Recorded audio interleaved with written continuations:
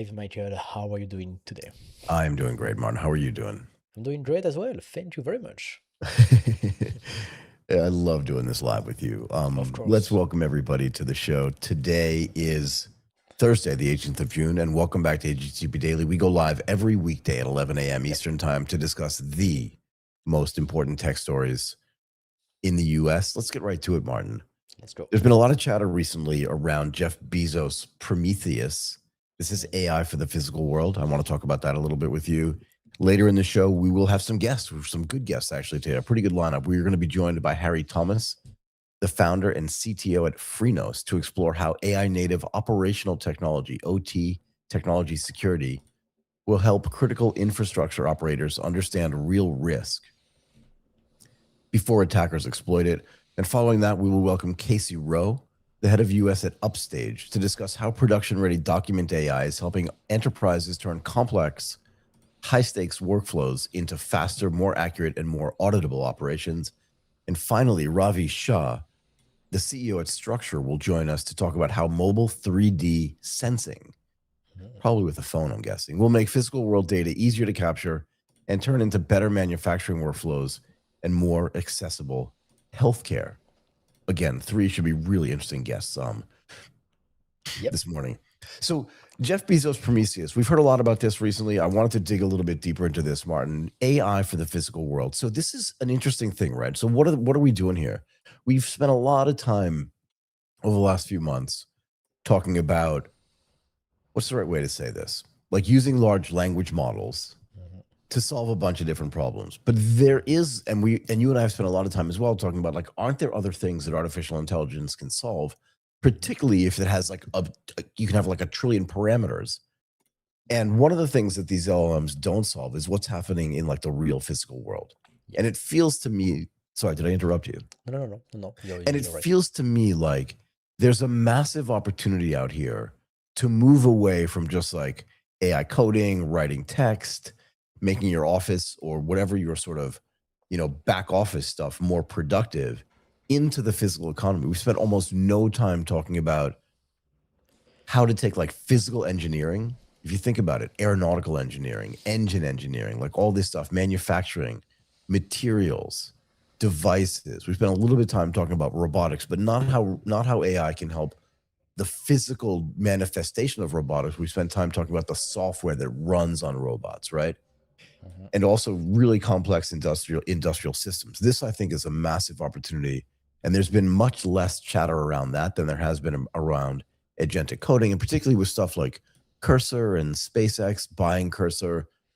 I feel like all the oxygen's been sucked out of other potential artificial intelligence platforms. Now, Bezos, who doesn't really say a lot, if you know what I mean. Like in the old days when Amazon was, coming up, or when Amazon was a thing, like a lot of people don't spend a lot of time talking about Amazon itself. They spend a lot of time talking about AWS.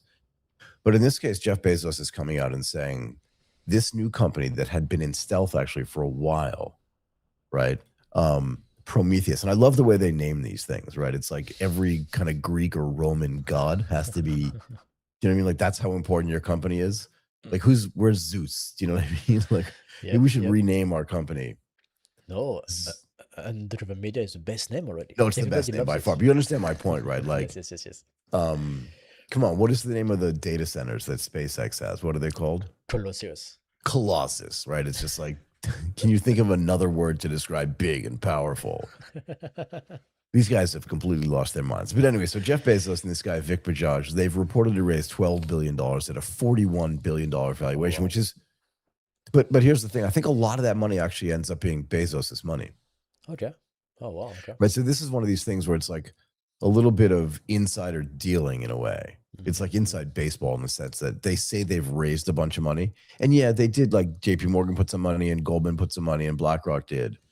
But what they're trying to build here, and I think this is kind of cool, is like instead of artificial general intelligence, they're trying to build something they're calling an artificial general engineer. So think about all the information, Martin, that's out there in the world about engineering. Yeah, no, it's true. Right. And none of it. And so this has to be more determinate. My guess is, and I don't know, because I obviously haven't been through the model yet, but this has to be much more deterministic and much less probabilistic. Because if you want to rebuild a jet engine in the most efficient possible way. Like, just think about it. You can't be probabilistic. You can't be like, maybe this is the way this thing should be shaped. It's got to be definitely this is the most efficient way to do it. But also think about like testing cars for aerodynamics and all this other stuff. Yeah. But also medical devices, electronics, any kind of robotic systems where there's, I don't want to say like an architectural design to it, but a physical engineering design to it. And even drugs, right? Because if you think about a drug manufacturing, drugs themselves are just like an accumulation of molecules, which is physical. Yes. Right. So there's a lot happening here. And my guess is that there's not going to be much of a chat functionality here. Right. But this idea that like you can actually shorten the time for design in industrial innovation, I don't know what else to call it, seems to me to be something that's kind of cool. And as well, you know, a lot of these things that get built in simulation, right? So you actually have to build a physical model. Like if you just think about a jet engine, even if you build a miniature version of it and then kind of scale it up, because what happens when it's small is different than what happens when it's large. But if you understand the way that type of engineering happens, and then you can simulate it in artificial intelligence as opposed to sort of simulate it in like a digital twin, you could probably make some real progress here. Much faster as well. Well, way faster. And that entire, because you don't have to build like the whole system to do it. Yeah. You know what I mean? You don't have to actually physically build it, test it, and then say, okay, now we have to learn how to manufacture this at scale. And the other thing too is that maybe you can probably have smaller engineering teams in the same way that you can have smaller software engineering teams. Right, because if you could have agentic AI go out and do the things in the physical world to manifest these physical things and design those physical things in the same way that agentic coding can do for software, well, now you're opening up an entirely new world. And I think part of this is going to get back to something that's called world models as well. I don't know how much you've heard about this, but there's a whole cohort of people that are out there, and I think John LeCun is doing this. So do I have his name right? Jan LeCun, yeah? Jan LeCun, yeah. Jan LeCun is going in and building what's called a world model, I believe. And other people are doing this too, where what they're saying is we don't have an artificially intelligent physical representation about what the world looks like. And if we don't have that, then we can't have a better understanding about what the world is in a physical way. And I think if you can put all those things together, you know, smaller engineering teams, easier going from simulation to production, and just designing things in a way like I can't tell you how much architectural engineering went into building like my house, but only because of I don't know what the Shah said. I don't know what that means in English, but there are all these laws around how much light your home or your building casts onto a certain part of the street and on the houses around you. So if you walk through Tokyo, you'll notice that a lot of the houses have angled roofs. Okay. And part of the reason why is because the architects kind of give up. They're like, yep, the only way I can solve the math problem around how much light is calculated, blah, blah, blah, is by just going, screw it. I'm just going to put an angled roof up there. Right. So the houses go up like this and then angled and then come down. But what my architects did was, because they wanted to have a design that was completely different, was they actually gave us a rooftop balcony that still met the requirements because of the way the rest of the house was designed and manufactured to get around those laws. But it really took, like, I remember the guy who did it because he was one of the junior architects in the office, and he was just like, he lost his mind doing this thing because the math around it was so hard and the iterations were so hard. But imagine if Prometheus existed, you would just give the design and just go, make this, here are the rules around what this has to look like. And here's how we want to design it. What's the most efficient way to build this thing? That's a simplistic way to look at it. But imagine then if you adapt that or adopt that with a jet engine. Right? Because there was no simulation needed to get done once the house was physically built or designed. Like the house itself isn't doing anything. Yeah. Right. But a jet engine or a car or any of these other things do have design aspects in them that require some sort of physical movement as well. And that has to get simulated. So just imagine that scenario. That's what they're trying to build at Prometheus. Okay. Sorry. Did you want to jump in and say anything up until now? No, I think this is cool, right? Like this is cool. This is interesting, right? This is interesting. To be fair, I think like my first thoughts like is we haven't talked a lot about use cases for AI outside software development, Not right? really, Like I right? think we are using AI a lot to build software, to code really, a Yep. little bit of writing, right? I would say like it's helpful for writing as well, a lot for coding, but besides these two use cases, there is not that much, right? Like it's pretty not it hasn't impacted much over industries or much over behavior, right? Like behavior. And I remember that you asked to some of our guests on the podcast, like, okay, what do you think is going to be next, right? After software development, where is AI Yeah. What's the next thing? what's the next thing, right? And nobody really had a clear answer, right? Like, it's not like there was one clear answer that everybody said, and that's for sure this is going to be the next big thing for AI, right? And that's interesting, but okay, we're gonna see maybe something new, maybe something that is going to be developed, right? I always like the idea of testing things faster. It's always good, I think, because then this is Yeah. how Yeah. you can test new things. You can also that when you can test faster at a lower cost, then maybe there is new thing that we couldn't test today because the cost is too high or it takes too long. But then if we put it on the side and we leave and we leave it there for 1 month, then maybe now we will be able to actually try new things that we couldn't do before. So it probably opens up a lot of new possibilities, right? So that's super exciting.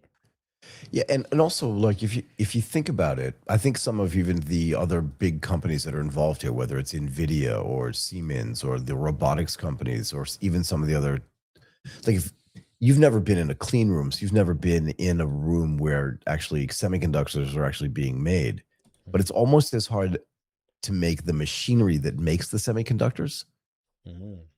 as it is to make the semiconductor. Yeah, makes sense. Yeah. Well, think about it, because how refined and Yeah. how specific does that machinery have to be? Because humans are not out there like screwing in circuit. You know what I mean? They're not in there doing that kind of thing. Not anymore. Um, so how efficient and how just like specific does that machinery have to be to actually work? But imagine if you can Yes. design that Mhm. Yeah. And using iterate artificial fast, right? intelligence. So which means like there is two parts here, right? Like there is the software that's going to run the iteration and run the test, like the engine, the brain, and then there's also like the robotic part to actually be able to physically do something, right? Yeah, yeah, yeah. But That's but really again, so we've been talking about digital twins for years now, right? yes, yes, yes, Because it yes. hasn't been that hard theoretically Hmm. to take like a bunch of drones with high quality cameras, whether it's 2K, 4K, now it's 8K, it doesn't matter, Hmm. and fly them around a building, a warehouse, or whatever. Right? I mean, TMX, we talked about this when TMX was doing this stuff a few years ago, right? When we were working with them. But that digital twin was static. Yeah. In other words, you could create that digital twin and then you could kind of walk through it, but that was all you could do. Okay. But imagine a situation where you could then not just have a digital twin that was static, but that was dynamic, that was moving. So Mm-hmm. imagine a digital twin again of a turbine engine, a turbine jet engine, and you could actually get it to spin, Mm-hmm. and you could actually put wind through it, and you could measure lift and all the physics around it as well. And then you could test the wings. So you can see my hand moving, but you can test the wings on a plane and what the lift and the drag would be, Mm-hmm. how easy it would be to land. And then imagine being able to write software using this artificial intelligence that could then help design it. But further than that, sorry, No, no. what were you thinking? You when you did like all of this example about like the wind and all of this, I'm just thinking like, what is what is going to be the first F1 team to use it? Because that's exactly what they want to do at scale But in think about it. F1. So this is another Yeah, maybe a yeah, better yeah, yeah, example yeah, because it's more relatable to people. yeah, People yeah, yeah, understand how yeah, cars work, and yeah. very few people understand how planes work, right? Mm-hmm. Even though people fly all over the world every day. But the point is that, like, yeah, let's take an F1 team and give them access to Prometheus.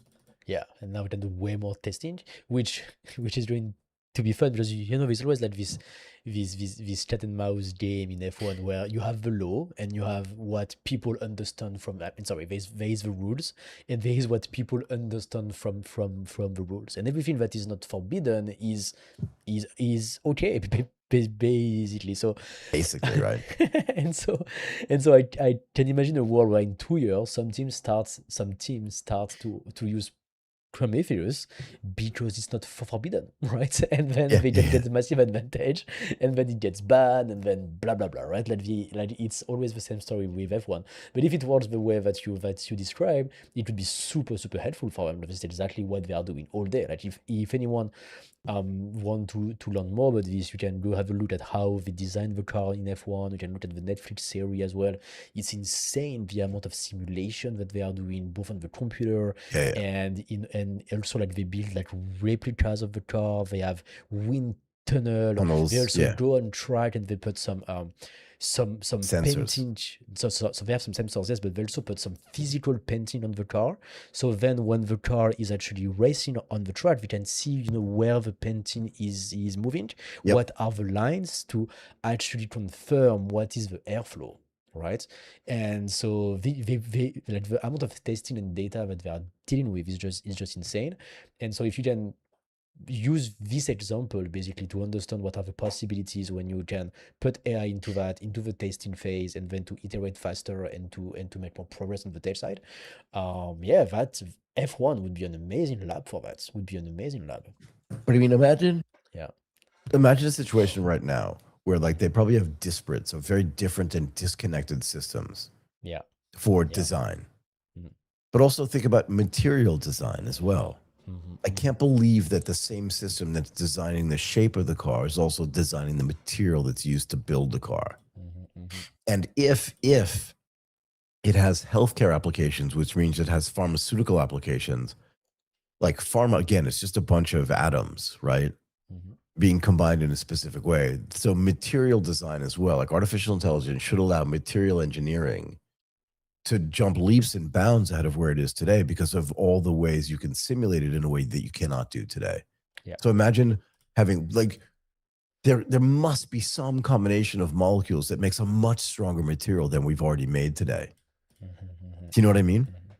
And Yeah, if it's that's the true. case, but again, you have to build it, test it physically. But imagine if you can do this through Prometheus, where you don't have to have the wind tunnel. Mhm. And yeah, you can do some sort of that test where you can simulate wind in software. But right now, the best testing, even for cars, still happens in a wind tunnel somewhere where you then understand the drag and everything else. And also, I don't know what it's called when the car gets pulled down to the ground, The downforce. the downforce. But imagine being able to test that all in AI engineering software. Mhm. And if you think about it, this is super ambitious It is very ambitious, yeah. because the connectivity between all these disparate systems, again, the physics alone is something that is probably going to be really hard to do. But Mhm. then extrapolate that into the design, the manufacturing, the new materials and stuff like that. And now you're opening up an entirely new world Yeah. that hasn't really been addressed yet. Does that make sense? Yeah. Yeah, no, it's true. It's true. It's true. That's interesting. That's cool. Let's see where we go. Have they done like anything so far? Like, is there any So example, any use this is cases? brand new, but I just wanted to have a conversation about this because I wanted to try to understand again, what does this do to chip design? Mhm. Right, because right now all of the Yeah. GPUs and CPUs are being designed to optimize for the existing models. Mhm, mhm. Right? So companies like Nvidia, companies like the robotic companies where they've been mostly focusing on what the software does to robotics. Yeah. Not so much on like we always talk about like the hands and the haptics and the tactile feel for what it looks like. Yeah. So imagine being able to do a manufacturing simulation of like what a human hand is and what's exactly inside of every little piece of like your human hand. Mhm, mhm, mhm. And then being able to run that through software, through Prometheus, and then have that get designed, but also the materials that can mimic like what your skin is. And the more you talk about it, the more you think, particularly from a humanoid robot standpoint, what it actually means to distinguish them between like what a robot is and what a human is, if you can then understand like what all the materials are that actually manufacturing skin. Do you know what I mean? Yeah, no, for sure, for sure, for sure. I think this is really interesting. There is no use case yet, right? Like, so let's see what is the first example that they So that, it's that they it's come not up. being used yet, but you can understand. Yeah. Sorry, go ahead. Yeah. So that's why I'm really curious to see like what is going to be the first use case, right? Like are they trying to build that one thing first to see like how it goes? Also, like who are their clients? Is it for the general public? Is it that for massive companies? Is it for insurance companies? Is it for research company? Is it for hospitals? Like is it for F1 teams? Like who is going to use this first? I'm really curious to see like what is going to be the progression. It's going to be interesting to see, I think. So I think, here's what I think as well. Okay. And let's go back to the genesis and the development of these LLMs. Okay. Tell me. What was the use case that OpenAI had for ChatGPT when it built it? Zero. They didn't A have a chat. use case, A chat. That's what we had. but they didn't know. But they didn't know what it was going to be. Yeah. Anthropic had a better idea because OpenAI already existed. Yeah. Cursor figured out right as well that coding was going to be a big deal, and that these LLMs were actually uniquely good at understanding the way software worked. But maybe, so I think the first use case here is going to be building a world model. Okay. Understanding, because like we don't really have a great understanding about the way the physical world works in conjunction with the things that exist in nature plus the things that we put up on our own. Do you know what I mean? And then imagine the implications for weather. Like, I don't know what the first initial use cases are going to be, but my guess is that the more this gets developed and the more they work with the people that do robotics, the more they worked with scientists that study physics, the more they worked with the materials developers, the more they worked with people in the healthcare space, the more likely it is that they're going to come up with use cases for this in each one of those verticals to be able to understand better about what all that stuff is supposed to mean. And I think it's going to be the same kind of development progress that happened in an LLM, where at some point in time, someone goes, wait a second, I figured out a way to use this using existing technology, meaning using the existing chips to leverage how this model works. But don't forget as well that AWS and Amazon have been developing and designing their own chips too. And we don't know how long they've been working on this, right? Because it was in stealth for a while. Yes. But the use cases sort of across the board, I think, are going to be super interesting. And it may just be like building a building. Or even building like a jet engine, I think is going to be the perfect way to understand this. Think about this too, Martin. Yeah. I talk about this all the time. Why does it still take 15 hours? Like jet engines were invented in the 60s. Yeah. 60 years later, we don't really fly that much faster from Tokyo to Paris. It's true. It's true. I was wondering as well. Like it's pretty much the same, right? Like the inside of the cabin must have changed. Seats are much smaller and much less comfortable. But besides that, I think everybody agrees that like planes for years, so the A380s are huge, right? The 787 Dreamliners that Boeing makes are huge.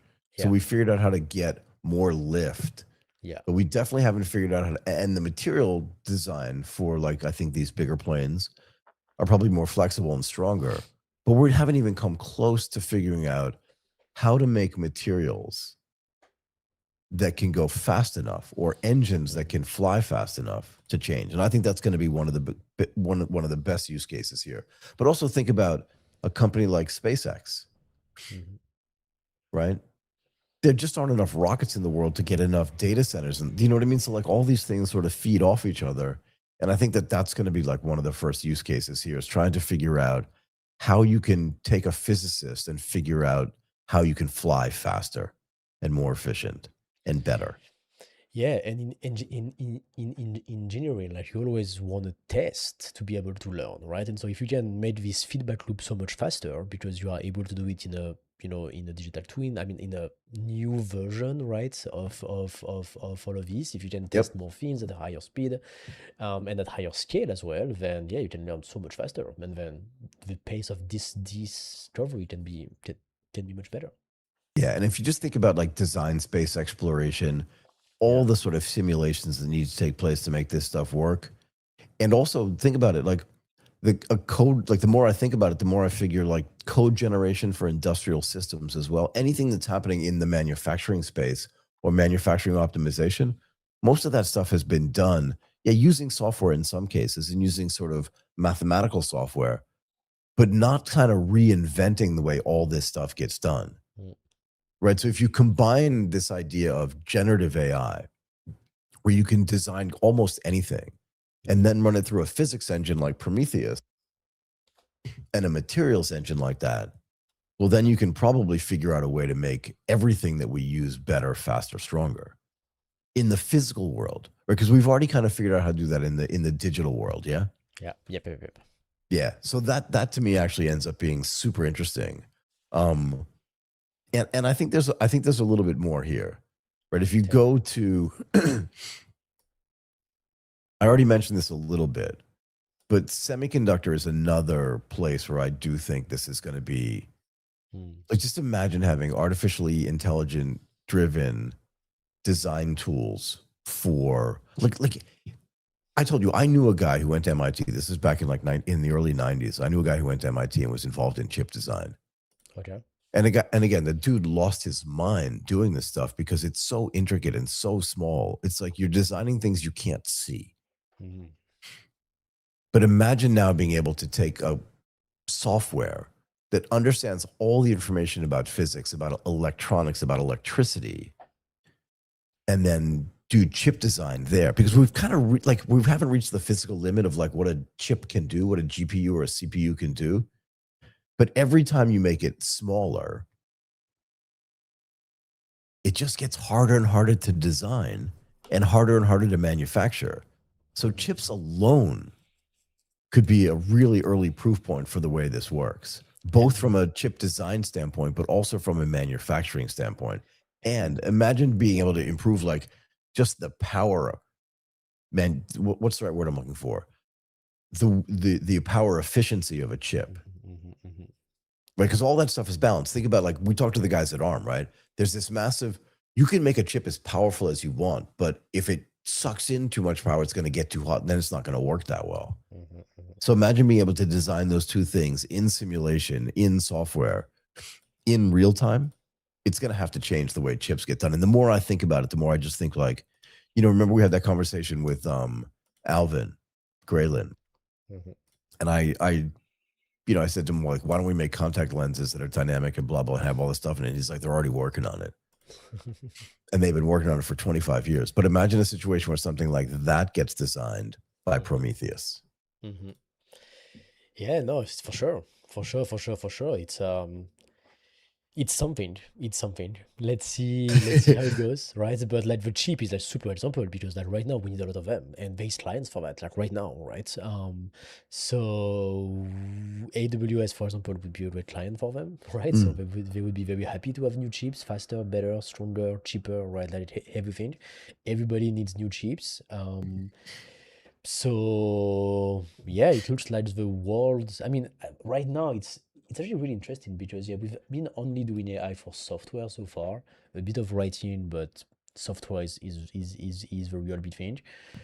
And so, but everybody paying attention to AI, right? So let's see what. So that's interesting that they are building something to build other things with AI, right? Like the use case is more on the infrastructure to build rather than the use case itself, right? Yeah.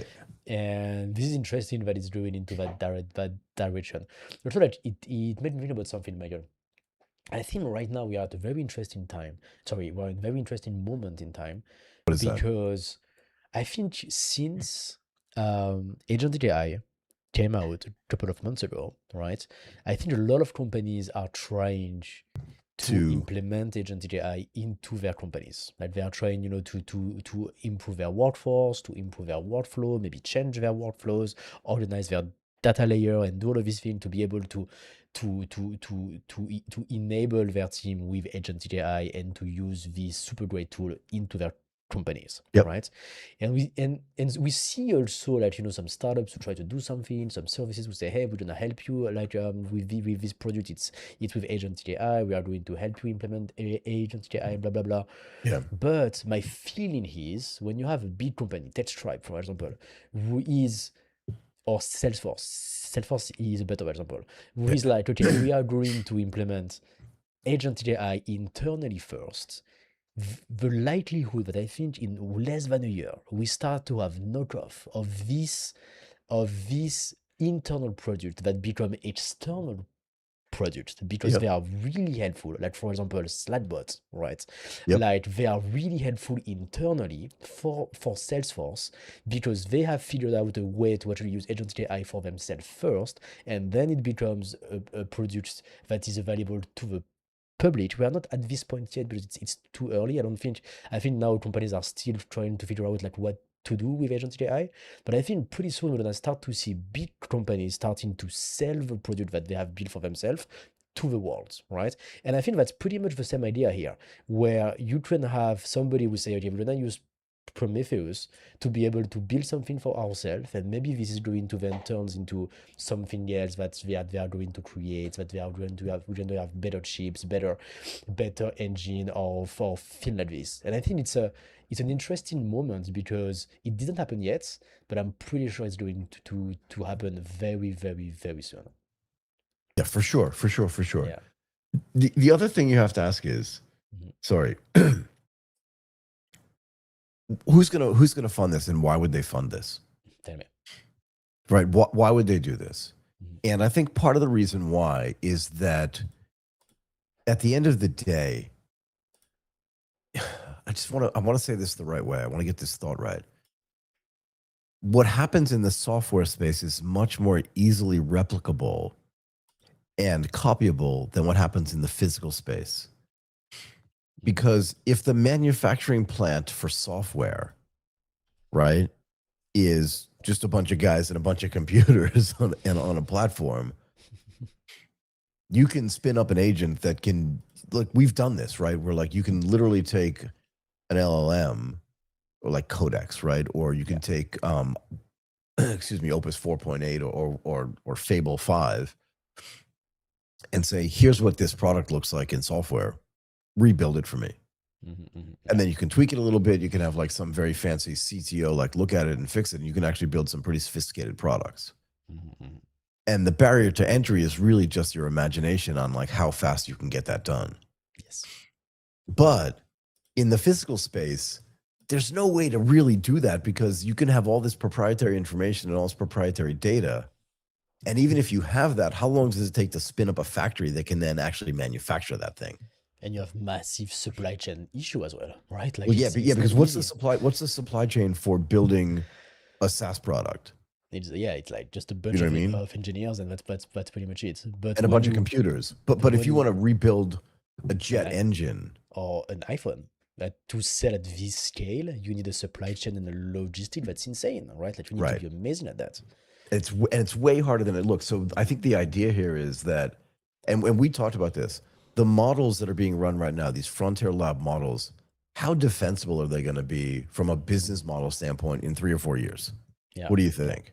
yeah. I mean, we talk about that all the time. Probably this is Just not probably just like not that defensible. But how yeah, defensible zero. is physical world artificial intelligence going to be, at least in my mind? Do you know what I mean? Yeah. Because again, building the, I'm just going to use the word factory, right? Because NVIDIA says they want to build an AI factory, but the AI factory they're going to build is in software. Mhm. And yeah, there's data center stuff associated with it, but data centers are kind of well-known things that everybody knows how to build, right? Like, you know, this, I forget the guy's name, but Mr. Wonderful Shark Tank. on Shark Tank is trying to finance and build like a massive data center in Wyoming or in Montana, somewhere in the United States. And that dude knows nothing about data centers. But the He point just is like that like money. the industrial, yeah, it just has money, right? So the industrial design around how to build a data center is pretty well known. Yeah. But if you want to build like a jet engine, that kind of stuff is not really well known. And to be fair, if you muck it up or if you're a little bit off, it's just a different thing. And I think this is one of the reasons why people are going to start funding this. And it also makes me a little bit concerned Mhm.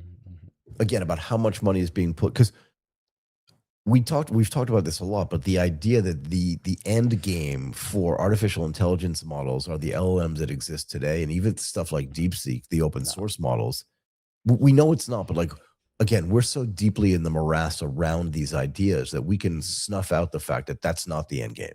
Mhm.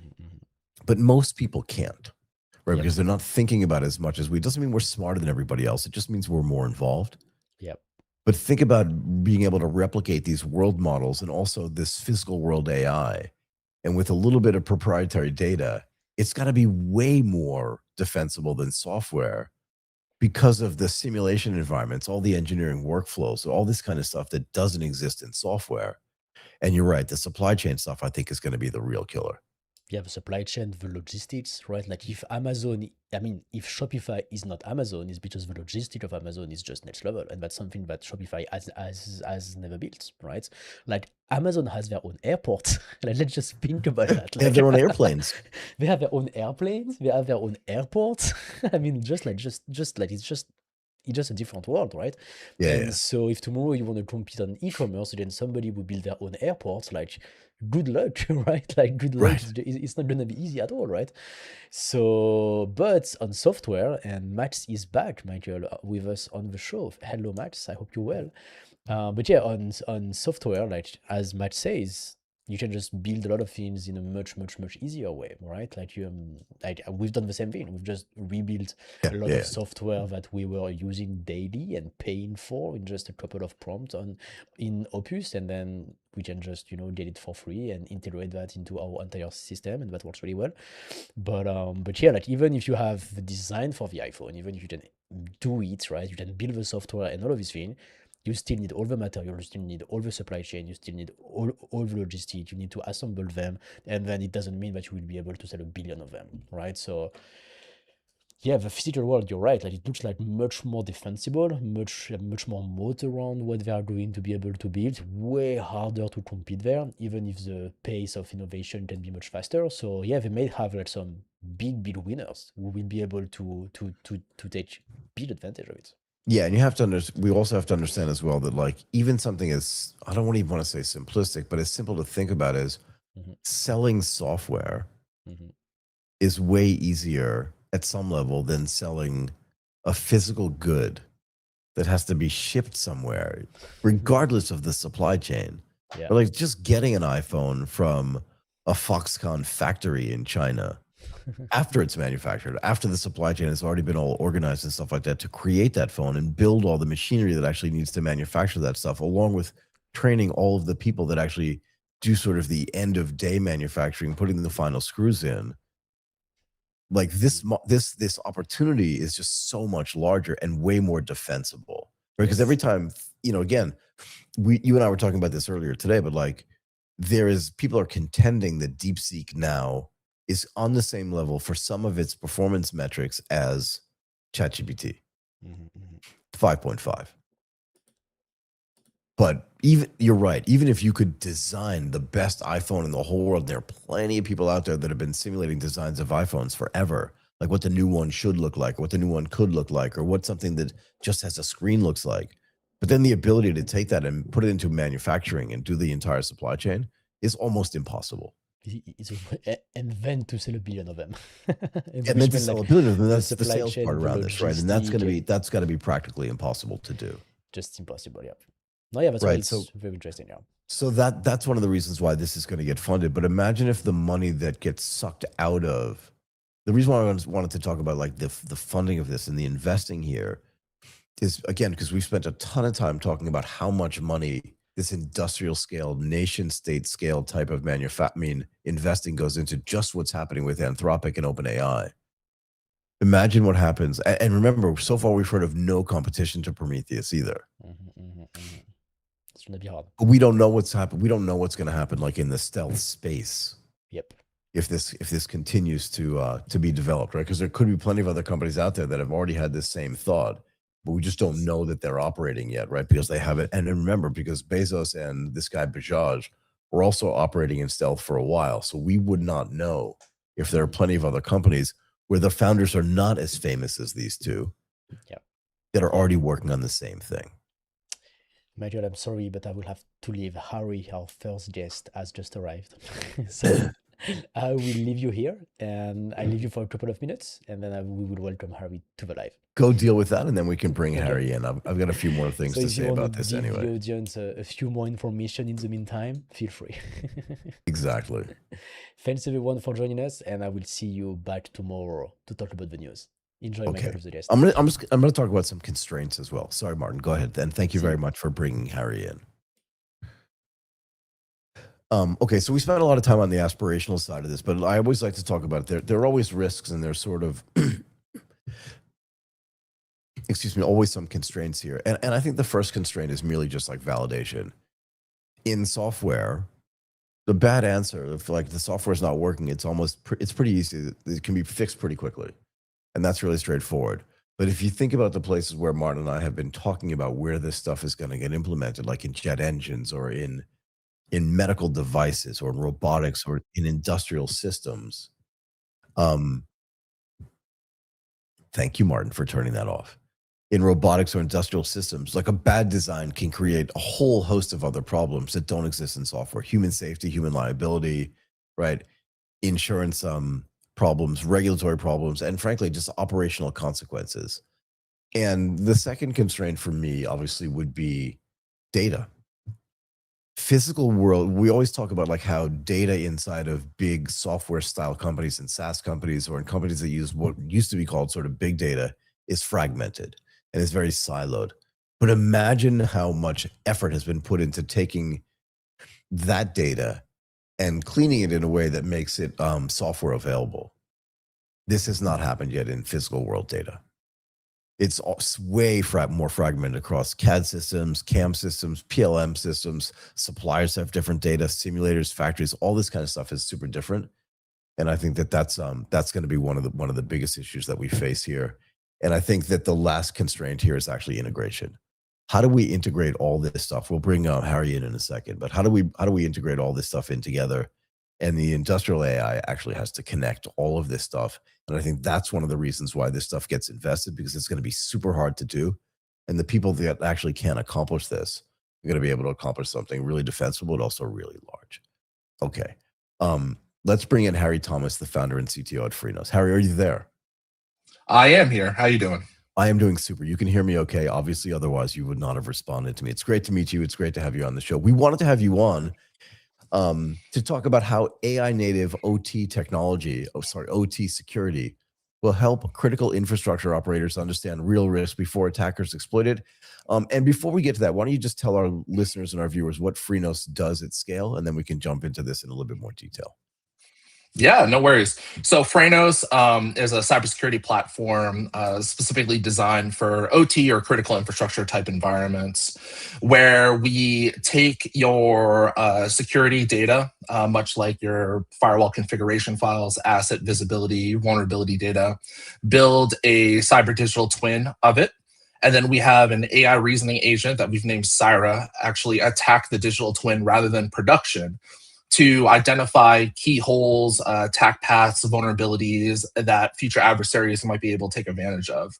And then on the flip side of that, we give the risk reducing recommendations to stop anybody in the future from taking advantage of that. So a very proactive approach. So can we talk a little bit more about this, right? So what does it look like when you build a digital twin and then you sort of attack it? Are you building artificial intelligence models to do the same thing that, let's say, Fable 5 would do, or that Mythos would do in the software world, where you're attacking vectors that in a way that you didn't know was available before, but that the artificial intelligence would now allow you to understand where holes are that might not have been more easily understood earlier? Yeah, most definitely. We take a very holistic view of the cybersecurity landscape. So, Yep. so Fable or Mythos, you send them to target a particular portion of the network or a particular application. It's very focused on that. Yep. Now, when we take in your network configuration data and stuff like that, we build the digital twin so that we can identify the key areas that somebody could laterally move or escalate privileges, where Mythos, right, they have only so much of a large language model context to ingest all this data. Yep. We've broken it down in a way that our AI model and machine learning models can accelerate that kind of inference. So look, one of the things that we were talking about, I don't know if you've heard the previous conversation that Martin and I were having about Jeff Bezos and his partner Vic Bajaj announcing this idea about Prometheus and how they were going to use this to identify ways in the physical world to use artificial intelligence. How does that come into play in the stuff that you're building on the cybersecurity side for this OT stuff? I'm unsure. I actually Fair haven't answer. read up on that news. Yeah. It just came out. I It mean, just came out today, so it's not. I don't mean to like just throw it at you right away, but like we've just spent 40 minutes talking about it, so it's like stuck in my head. But this idea that like no one has attacked the physical world, like building a world model and a physical world model that can understand the physics of things as well. And I'm just curious, like off the top of your head, what you think of that looks like. But that's okay. I think it makes sense. I can answer a little bit of that. I think it makes sense from a cybersecurity standpoint because, back in the day, if you're familiar with like Stuxnet and whatnot, really taking the digital and transferring it into the physical and actually causing harm, it makes sense to actually build something AI for the physical world so that, you can predict things sooner. When you look at like, how would you define what a critical infrastructure is? Does that include like power, water, manufacturing? Like, how do you define that? And then when you look at those things, what makes the security problem there fundamentally different from traditional enterprise cybersecurity? Because I'm trying to get my head around that part of it. I spent so much time talking about sort of traditional cyber. I want to get my head around this other part of it. Yeah, so I define critical infrastructure by anything that allows the modern society to exist as a whole, right? Think about banking. If the banks go down, you can't pay for anything, you can't get food, can't pay for your food, water goes down, can't take a shower, can't drink anything, stuff like that. I mean, CISA itself defines 16 critical infrastructure sectors that you could look at. That would be, would include transportation and whatnot. But yeah, I define it by more of, can I still exist in life right now if this sort of sector goes down? Right. What makes it fundamentally different is a lot of these critical infrastructure type companies have a lot of legacy equipment, right? The legacy equipment themselves were installed to be able to survive 20, 30, 40 years without needing to be replaced. Right. And because of that, a lot of IT infrastructure has advanced way beyond what we'll say an electric utility is utilizing for like a relay, right? That relay's been there for 20 years. And unless it breaks, they don't have a reason to replace it, right? Yeah, so this is one of the questions I wanted to ask is like I spent a lot of time talking again in the traditional cybersecurity space. And even in just the implementation or deployment of artificial intelligence and agentic AI, like are these big sort of legacy enterprises ready? Do they have the right infrastructure themselves to be able to implement this stuff? And I guess I'd have the same question for you too. If as you say, like a utility was built 25 or 30 years ago and all the stuff that's there was meant to last 25 or 30, 30 or 40 years, what do they have to do to be able to take advantage of the most modern technology on the threat side? Because the people that are threatening them, they can spin up like a new attack vector in 15 minutes and they have access to all the newest technology. And I feel like they're finding out it's like bringing a knife to a gunfight in a way that like has never been explained before. Yeah, definitely. Well, so that's part of the reason why me and my co-founders created Frenos, right? It's giving the ability for this new age type of technology like agentic AI and whatnot in a way to identify alternative mitigations that these, we'll just say electric utilities can implement that doesn't require patching. Can you imagine wherever you're located that your electric utility just gives a text out to everybody in a certain region saying, hey, we have to patch this substation. I'm turning down the power right now for the next 20 minutes, 30 minutes, or an hour until these relays are patched or until this RTAC is patched before you get your power back again. Like, you're talking about like traditional cybersecurity, or we'll just say enterprise cybersecurity, where patching is kind of it's a whack-a-mole game, but it's almost the most effective way, unless you have other ways for data-driven intelligence to allow you to say, I'm not going to patch, I'm actually going to segment this instead, or create another VLAN instead, right? Thus creating defense in depth. And that's why, Frenos came to existence, because the best way isn't always patching, in my opinion. Yeah, I mean, I would say no way. Look, the power in my building went down in a scheduled way yesterday. I want to get this right, 9, 10, 11, 12, 1, 2, like 4 or 5 hours. And I felt like the whole world turned off. right? But that's just this one building. What is the economic implication for like a global economy like the United States if attack vectors on power vulnerabilities or on water vulnerabilities actually do get attacked and there's no way to fix it in a way that's fast enough? Yeah, so I'll speak specifically to the electric grid. The grid itself, the Department of Energy and a lot of other agencies have done a really good job at being able to ensure that the grid can do what they call a black start, right? If all the power is down, what needs to happen, which generators need to turn on first Right. to allow the rest of the United States to get its energy, because that's one thing that's very specific about the electric utility industry Mm-hmm. is that all electric utilities are interconnected. There is no, they have Yep. to balance power between certain sectors of the country, Yep. right? If water is affected, it's generally localized. For It's sure. not really more than that.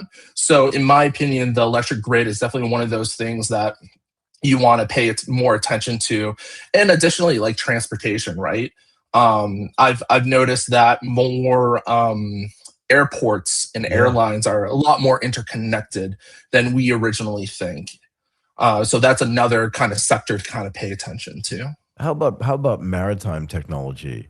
Right, we talk a lot about airplanes because they're in the sky and it just seems scarier. But if you look at a map, and I'm sure you've done this, if you look at a real time dynamic map of like how many ships are traversing the oceans at any one time, it feels like the oceans are no longer empty, but just like filled with ships. What's the implication Yeah. there in the shipping space? Well, I mean, these ships, maritime does a lot, right? Between Yeah. shipping oil, crude oil barrels across the sea, or even goods that are exported from other countries that we'll just say the United States needs to import. Yeah. You know, you're looking at a global scale of cascading effects if, like, let's say maritime were to be disrupted in some aspect or way. I mean, Right. there have been historical, I won't say threat attacks on ports lately, but when a port does go down, it does affect a lot more than just that local area. Well, for sure. I mean, if something's getting shipped from, let's just say, Taiwan or from China to the port of Los Angeles, if Los Angeles goes down, the impact on what's happening in Taiwan and China is going to be massive, right? Because the number of ships that have to sit Right. in a port in Taiwan or in China are just going to be huge. Can I ask this too? How about the communications networks as well? How interconnected are they? How vulnerable are they? And where does that fit into this idea of OT and critical infrastructure? I mean, it's part of the sectors itself, telecommunication. As far as vulnerability is concerned, I'm not 100% sure, but there has been historical attacks against the telecommunication Yeah. sector, such as Salt Typhoon, which attacked the telecommunication, and there was Volt Typhoon that attacked electric utilities. Right, Yeah. so they are susceptible to attacks, and it's really not if you're attacked, when you're attacked, When, yeah. especially with Mythos and all of these frontier AI models. And we're not even talking about open source models that are being developed by threat actors themselves, which they've been doing what Mythos does right now for at least a year, right? Yeah. Yeah, so Yeah, one of the things that I think about a lot, and again, this is probably not your expertise, it's not mine either, but I just think that, like, I know the models require training, Mythos itself, Fable 5, all this kind of stuff. But if you have access to those models, even for a short period of time, and access to enough compute, there's got to be a way to rebuild those models in a way that's way faster than people understand. And then the people that are building the attack vectors.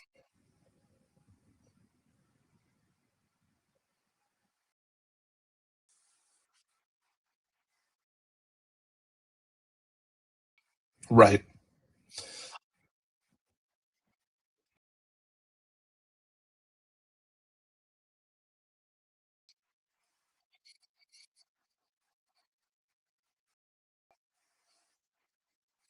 Yeah, it is completely. I mean, if you go on a website that a majority of the AI community likes to utilize is called Hugging Face. Yep. Hugging Face has a slew of data sets and models inside there. The moment Fable was ripped away from public use, you can go on Hugging Face and find quite a few different data sets that either involve Fable or involve Opus 4.8, right? And with Codex and Claude Code, if you look at the logs that are generated on your device, some of it's encrypted, but there are ways to kind of unencrypt some of the internal thinkings of the AI models. I've seen quite a few open source tools already that allows you to extract all that information that's local on your computer, right? Utilizing regular means of codecs to resume conversations just so you can extract that data. Yeah, and look, the idea that there aren't models being built in China that we don't even know about today, and frankly in India as well, where the sheer number of engineers that are being produced every year by Chinese and Indian universities is literally like 10 times or more higher than what's happening in the United States. The idea that like they're not building models that we don't know about is anathema to me. Can I ask you about this as well? Yeah. One of the things we talk about in sort of the software space is the idea that like data itself, which has been very fragmented over time and very siloed before agentic AI and even generative AI was introduced, creates a problem, because that's where like a lot of the efficiency is going to come from your clean data. What is it like in your space, where whether it's offensive stuff or defensive stuff, how fragmented is the data environment in the critical infrastructure space and in the operational technology space, and what has to happen there to make that stuff cleaner and better so that they can be more effective at protecting themselves? Yeah, that's an excellent question. Some issues that we're running into is some manufacturers, OEMs, much like Schweitzer and Siemens and all of them. A lot of their data is hidden behind or gated to only the people that have purchased that equipment and can utilize that equipment and such, which again, it's kind of security by obscurity. But it is a problem when it comes to being able to normalize data so that your AI and ML models can understand what can and cannot happen based off of those particular devices. But what we've found and how we've kind of bridged that gap until that data either becomes available or is not needed anymore is by focusing on the MITRE ATT&CK TTPs, breaking them down into particular actions. We even reverse engineer proof of concept exploits for vulnerabilities so that we can understand the key actions that need to take place in order to exploit that vulnerability. That's one thing that we've seen a lot of vendors not put into their advisories, is the exact steps and actions that somebody would need to take to actually exploit something. So that's why we have an AI pipeline that actually goes and gathers that data for us. Where does agentic AI fit into this from a defensive standpoint, and from being able to more effectively utilize the digital twin stuff that you were talking about earlier and doing that attack stuff that you were talking about at scale? Yeah, so utilizing the digital twin allows us to simulate more attacks at a scale beyond what Mythos or Codex GPT 5.5 can do, right? Because we've purposely built it and accelerated it with GPUs, we're able to execute over 100 million decisions in a second, which allows us to determine way more attack paths and thus way more risk reducing recommendations and mitigations that the defensive teams can utilize, right? The time it takes for a GPT 5.5 to even think about a single attack step in an attack path, we've already generated X number more. So to answer your question, where that defensive recommendations or what defenders can do is utilize that kind of economy of scale. Because even if, I think about life as the Pareto principle, 80-20, right? Let's get the 80% right. Let's get it down, because it's going to take us 80% of the effort to handle the other 20% of everything else. Exactly. Are we in a situation where we're going to get purpose-built models just for cybersecurity? Or are we already there? I think so. I think we're already there. There's a lot of open source models that are built specifically for cybersecurity. If I recall correctly, Cisco's cybersecurity team tried to create an open source model late last year Right. that was threat based. And then obviously Mythos itself is a cybersecurity type model as well. Yeah, it's used for mainly researchers to understand vulnerabilities and exploits. But we're already there. Yeah, I mean, I guess the one more thing, maybe I should be more specific about this. So Mythos itself has a lot of built-in stuff that's purpose-built just for cybersecurity, but it also probably has a trillion other parameters that aren't necessary for cybersecurity. Is there a way to build sort of this lightweight model that can be way faster and way more effective and way more efficient if all the others, and again, I'm not a technologist here in this space, but like strip out all the other things to just have a model. Do you know what I mean? Just have a guy with a gun standing in front of the door, and that's all that person does, as opposed to, Yeah. the guy can also make pancakes kind of thing. Yeah, I mean that's kind of where we sit, Frenos, and I'm sure there's other companies and other open source models that do the same thing. We utilize anywhere between 2 billion to 8 billion parameter models, sometimes a little bit larger if we need the reasoning for it. Right. But a lot of it is really built in the harness itself. It's not actually the language model that you need faster. You need the harness to be able to disseminate the data into information that the AI model or large language model can utilize to be most effective. Got it. Okay, look, this has been the fastest 20 minutes of my whole life. Hopefully you've enjoyed this as much as I have. Harry Thomas, I really want to thank you for coming doing this morning. I really appreciate your time. Thank you again for coming. Appreciate being here. Thank you. It's my complete pleasure. Okay, Martin, let's bring in Kasey Rowe, the head of US at Upstage.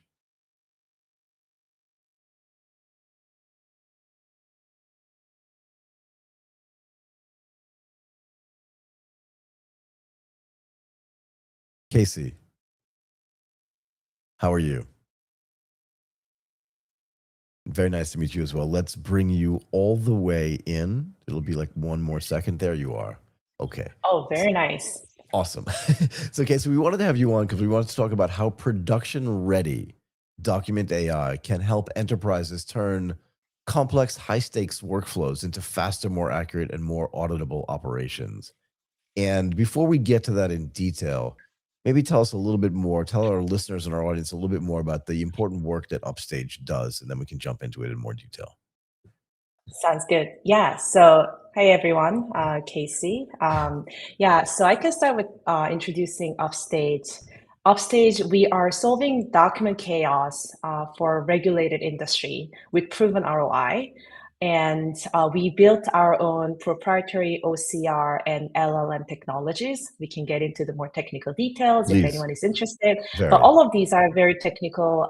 The machine learning and AI models that we've built since 2020. We are very active in insurance, financial services, logistics, healthcare, public sector. Wherever you imagine there's a load of documents coming in every day and someone in the office is manually triaging the information, extracting the information, and spending too much time doing Control F, Control V instead of actually using brain to make decision. We are very laser focused on that specific workflow. And I think that's actually a really interesting part that I can talk more about why regulated industries. Go for it. So why is this so important in regulated industries? And frankly, why are documents still such a hard problem to crack here after years of what I would call intense digital transformation? Right. So I think for the regulated industry, there are 3 different pillars that we often overlook. One is regulation and document ingestion. What type of document are they dealing with? These are the documents that include, PII, PHI, which means it includes your personal information, health information. All of this information is regulated. You cannot send this to public API and say, I want to extract this. That is just not allowed per the regulation and security standpoint. So that's what kind of prevent them from using the latest and greatest technologies. And just imagine with all these regulation around using the technologies to make mission critical decisions, you collected a bunch of medical records from a patient and then use AI to make a claims decision. and let's say that the denial rate shot off like 2x, 3x, which happened already in the US Because for a couple of major. and that it shot up because of why? Because they used AI and the AI model had a certain bias and basically went through the claims intake and denied a bunch.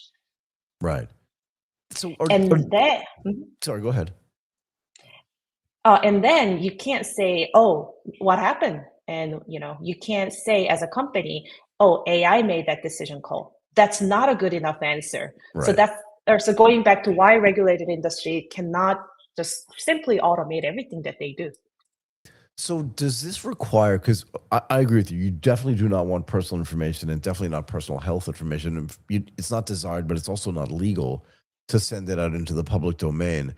But does that mean that these regulated industries like insurance companies or banks or other regulated industries that do want to do sort of document analysis are going to have to build or have already built their own LLMs or their own proprietary artificial intelligence so that they can sift through these documents in a way that's way more efficient than it would have been 2 or 3 years ago? Yes, I think we're getting there, and I'm very excited about it. But the reality here is there's a lot of legacy systems. Go ahead. That's the second thing about regulated industry that we don't understand. Most of these data and the documents are in extremely old legacy systems. Still, One right? good example. Oh yeah, Go if you ahead. look at the banking side, most of the transaction records are still going through the mainframe, IBM mainframe Oh, tell me that that's they not true. Please tell installed. me that's not true. That is so true. I think over 90%. And it's actually a no-brainer because all these mainframes are extremely reliable. And as long as all you want is a batch processing it overnight, there is no reason for you to switch over to expensive cloud environment. And all of this mainframe has been already like fully depreciated. So it's almost like you're living in a house that are already fully paid for. Why would you go move to a fancy apartment and paying, hefty lease every month when you're so comfortable living in a house? So there's this legacy system they're not going to easily pull themselves out from a financial standpoint. So I have to get back to this just for 1 second. When I joined Morgan Stanley back in like the 1930s, because I'm not going to say the real date, but literally when I joined Morgan Stanley in 1987, we ran everything on mainframes. It was slow and Mm-hmm. it was clunky, and it didn't allow us to do anything in real time per se. But that changed over time, and Morgan Stanley invested literally billions of dollars in upgrading systems on a continuous basis. Again, in a very regulated industry, and Goldman Sachs, I worked there Mm-hmm. as well, did the same thing. But are you Mm-hmm. suggesting now that in other parts of the regulated industry that they're still working on IBM mainframes, and So that they're not what upgrading this stuff? Again, just to use your analogy of the house, like if you've already paid for your house, but you don't have internet connectivity, do you know what I mean? Like you don't have indoor plumbing, you want to have like a better way to run your business that's more efficient, and then also do this data consolidation that you were talking about. It makes sense that you would spend $1 billion to make $10 billion. We used to say this on the trading desk. That's a trade you would make every single day. But the suggestion here is that this is simply not happening yet, or not happening at scale yet. No, it is happening. But what I'm saying is that it's a comparison to, let's say, the brand new industry that started like Right. cloud, Yep. or startups that are using cloud and AI native. Okay. From a regulated industry point of view, what they're doing is instead of like completely moving away from mainframe, they're building a wrapper around it. So to go back to your point about having that real-time data, Yeah. what they're doing is they built a data layer on top of the mainframe. So then you can access the real-time data. But then at night, it goes back to mainframe to write and read. So there's a bunch of additional layers and orchestration that you add on top of it, Got it. and that itself is the way that also is the reason why there's been so many fragmented legacy systems that every regulated industries have to deal with. Right. Well, what's the big win for these regulated industries if they can change this document stuff from simple OCR, right? Simple like character recognition to like real document intelligence, like not just being able to take a representation of that document and make it digital, but actually understanding at scale what's inside of all of these documents and then being able to analyze them. Yeah. So on the technical side, the main benefit is the variety of the documents that you can cover. The previous OCR, the optical character recognition technology that the industry has been using for years and decades, are very template specific. So let's say you're dealing with a specific form of documents. You have to create a template for that document set. And then if anything changes over time, the model basically breaks. It So dies. what industries have done is identify key document types that they absolutely need to extract information from and just hone in on those specific OCR models, which worked very well. But that also, the side effect of that is you're giving up on the long tail of documents that carry a lot of valuable information. Does it change? Sorry, go ahead. No, please. Yeah. I was gonna say, does it change the way documents get created? It sounds so meta to me, right? But like, does it change the way documents get created at scale once you understand that, like, you're no longer template based because you're not doing traditional optical character recognition anymore, but you're trying to get to document intelligence? Does it change the way companies and enterprises look at the way they create documents at the beginning? Because, again, in the old days, when I joined Morgan Stanley back in 1987, like, some of those documents were actually like physical documents that got printed out. But over time, all of them ended up being just created digitally and only digitally with almost no printouts. Nothing ever got like printed out. Does it change the way the documents get created so that they can then fit into this new paradigm of the way artificial intelligence can go out and read this stuff and understand it? I think eventually, yes. But realistically, how fast that can change in the next couple of years, I'm skeptical, because the ones who create documents are not AI enabled or AI educated. These people are the healthcare, professionals who are working at hospital, the claim adjusters, underwriters, who are literally dealing with piles of documents for themselves to go through, and then like use their muscle memories to make a decision and then create another set of documents. So this is like literally a machine that's been running for decades, and changing the entire behavior itself, I think, is going to be extremely difficult. It will happen, but we need to build trust over time. Like, how do we use AI to actually make impact within the existing workflow that's been, operated for over years? Right. And then once we build that trust sufficiently, then I think we can rethink how we work.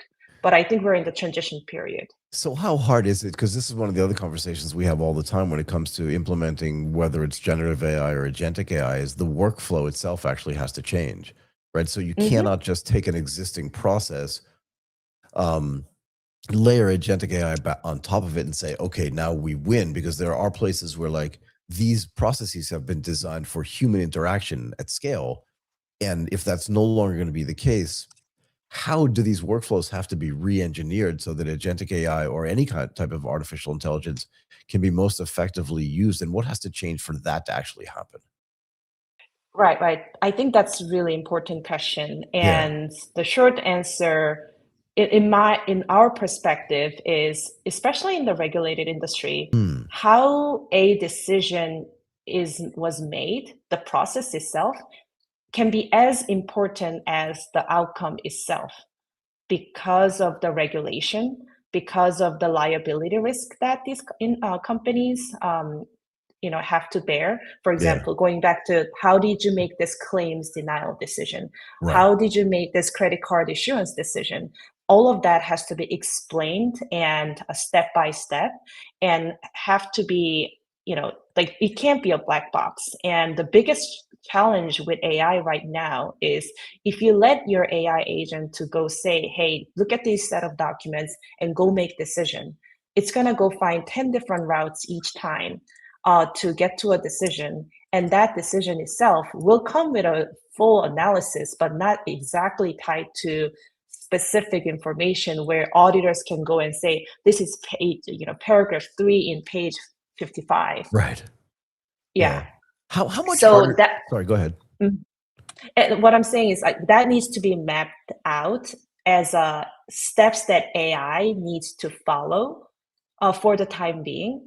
And then second thing is, you made a really good point that the traditional process has been set up already to follow the human, like to facilitate the human interaction at scale. Right. I think that human in the loop element has to be added in for AI to learn. There's gotta be a learning curve, because here the human decision and interaction is the institutional knowledge that has to be learned over time. Yeah. And that what we learn working with so many, insurers and the banking side of the clients, that human institutional knowledge is not necessarily documented. Yeah. So AI needs to learn from human, and adding that human in the loop element is going to be critical for these industries. Yeah, I mean, I think this is what people are calling tribal knowledge, right? It's really hard to then pass that on to agentic AI. How important? Exactly. You mentioned this word explainability, right? Particularly when it comes to claims, but I think this is true in other places, not just in the insurance industry, but in banking as well, and in sort of across the financial services landscape. How much harder does it get to make things explainable when AI is like bit by bit taking over a lot of the responsibility of making these decisions? Mm-mm. I think the first most important part has been solved. I want to claim by us, but really by marrying the OCR and LLM technologies. The reason why I called that out earlier is because most of the decision for this regulated industry Yep. are based on supporting documents. And what we offer at Upstage is we provide a line level traceability, that every decision that's been made by AI can be visually tied to, paragraph 3 in page 55. That itself, and then we actually provide that log into the audit trail.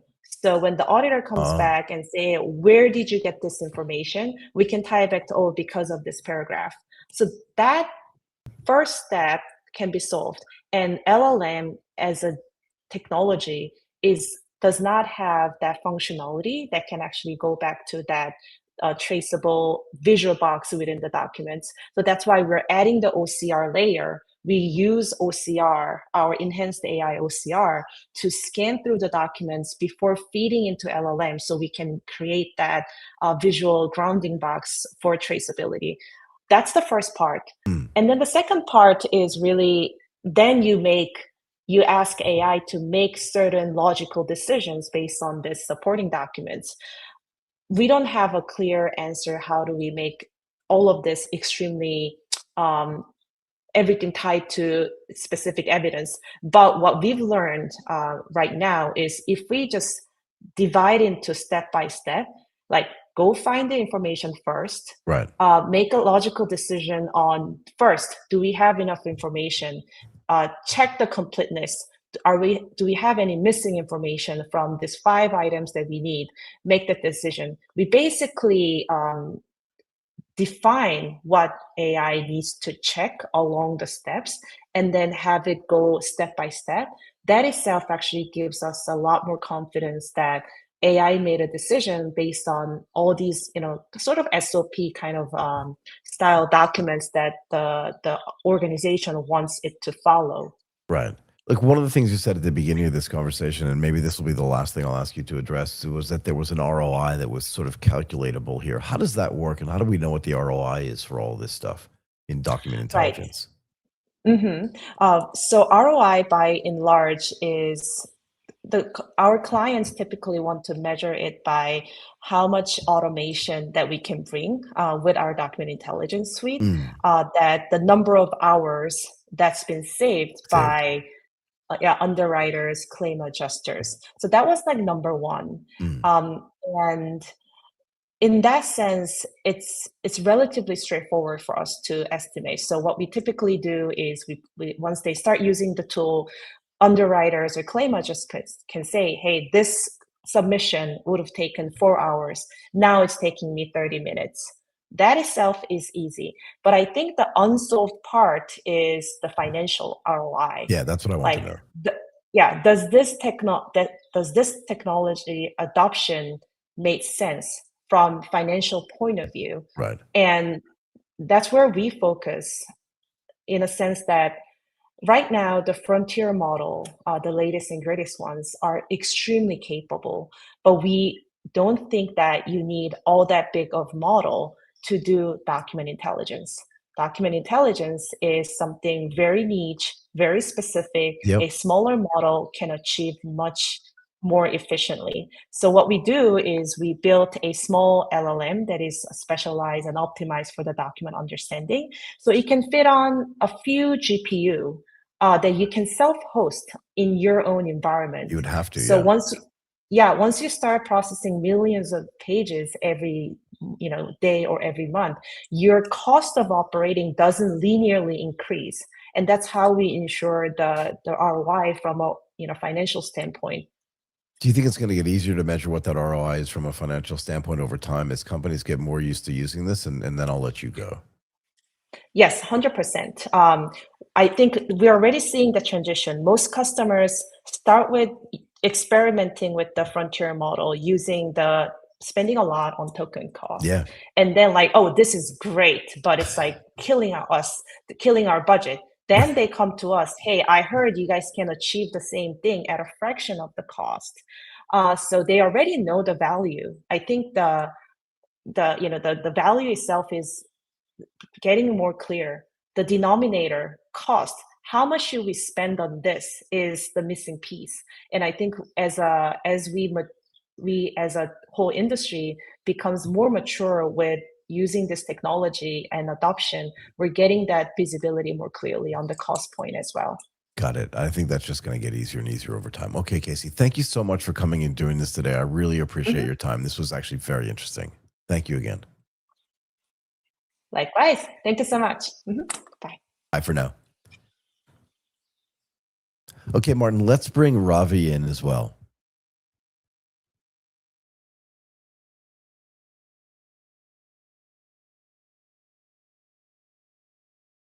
Ravi, can you hear me okay? I'm doing great. How are you doing? It's great to have you here. Let's get you into the main spot. There you are. Right. Ravi Shah, the CEO at Structure. We wanted to have you on to talk about how mobile 3D sensing is going to make physical world data easier to capture and turn into better manufacturing workflows and more accessible healthcare. And before we get into the details here, maybe you could tell our audience a little bit about the important work that Structure does. Yeah. Thanks, Michael. I appreciate it. Thank you. So as mentioned, I'm Ravi here over at Structure, and we are a little tech startup based out of Boulder, Colorado. And we make our own 3D sensing hardware that attaches to iPads. We make a software SDK that lets our partners ship basically healthcare apps. So we have over 300 apps today that serve over 5 million patients a year, effectively 3D scanning them in order to do everything from diagnosing them for custom prosthetics to scanning them and helping navigate in neurosurgery environments across the globe. So we cover everything from cancer bolus custom therapy treatments for cancer patients, so they get targeted radiation, to, like I said, custom prosthetics and orthotics and things like that. Right. We're a global team. We're a little company of 12 folks, and we are basically trying to make it as cheap and easy as possible for companies to ship medical devices. We're trying to cut the average cost in the US from $54 million down to $5 million to ship a 510K FDA approved medical device. And we cut the time from around 11 to 13 years today down to 5 years for most of our partners or less. So what's the idea? And so we're trying to change those economy scale. Yeah. Go ahead. I got it. Yeah. So what's the idea with attaching this to an iPad? Like, what is the actual functionality? Maybe you could just run me through exactly like what the device is designed to do, what it does, how it works, and like how one thing gets designed based on the usage of this device that you've created. Yeah, I think that's a great question. So we actually design our own sensing. So iPads actually come with really good sensing today. And in fact, some of our partners just use the cameras on their iPad. They'll use the front-facing true depth camera, the rear-facing Apple LiDAR on phones and devices that support it. Right. What we found is that, and this is a lesson I learned a long time ago. I spent almost a decade of my career in Android and 12 years at Google, mostly in product management. I learned that when you make your own hardware, you can actually constrain it for the use case that you have. Sure. And you can understand how it's actually used in the real world. And when you build the software piece, you understand how that actually gets deployed. And so we sort of do both, partially because it helps us do a much better job at building out the best software platform that we can. But also it means that if you're in the OR or you're a healthcare provider who's treating your patients every day and you need to scan them or capture data or do some navigation in your office, that you have the most precise, like consistent experience, because we can control these, right? Like I think every sensor we know comes off the line calibrated a certain way, and it performs exactly within that 1 millimeter RMSE that we know we can reach. Whereas if you get a phone or something like that, even from one phone to another of the same device, you might have some changes in calibration, and your results might vary. And so this helps us constrain the problem, and it helps us get just a more accurate, more consistent output for our developers and our partners. Okay, and walk me through this. Let's give me an idea that somebody had. So they get your device, they attach it to an iPad because they had an idea to build something. What is that thing? And then how does the device help them affect that? And then what's the downstream impact of them building that using the technology that you've developed? I mean, that's a great question. We have a partner out of South Korea. They're called Skia. They're fantastic. And many years ago, they actually used to build video games because we used to make headsets and other things. And their CEO built this beautiful video game. It was a VR experience in Korea where you could go around and you could shoot zombies. And he actually had a surgeon go through the game, and he told him, why are you not using this for surgery?